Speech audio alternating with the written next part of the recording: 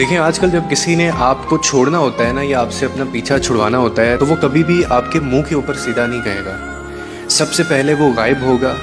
उसके बाद वो आपको रिप्लाई देर से करना शुरू होगा, यहाँ तक कि आपको रिप्लाई देना बंद कर देगा और फिर बहाने बनाएगा कि वो बिज़ी था। और उसके बाद वो आपसे बिला वजह लड़ना शुरू कर देगा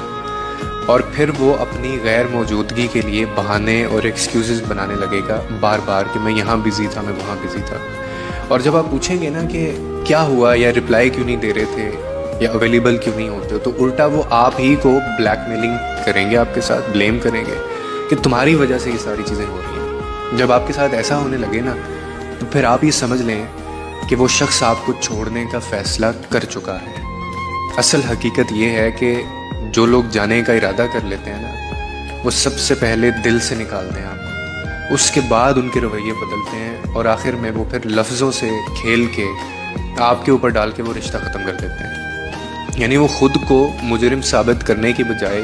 आपको कसूरवार बनाकर अपनी ज़मीर को तसल्ली देते हुए, ताकि उन्हें ये एहसास तक ना हो कि उन्होंने किसी के वक्त, किसी के जज्बात और किसी के एतमाद को उन्होंने बुरी तरह ज़ाया किया है। और ऐसे लम्हे में सबसे बड़ी जो मेरी नज़दीक समझदारी है ना, वो ये होती है, सेशंस में भी अक्सर मेरे से वो पूछते हैं लोग, वो ये है कि इंसान खुद को इल्ज़ाम देने की बजाय ना हकीकत को कबूल करे,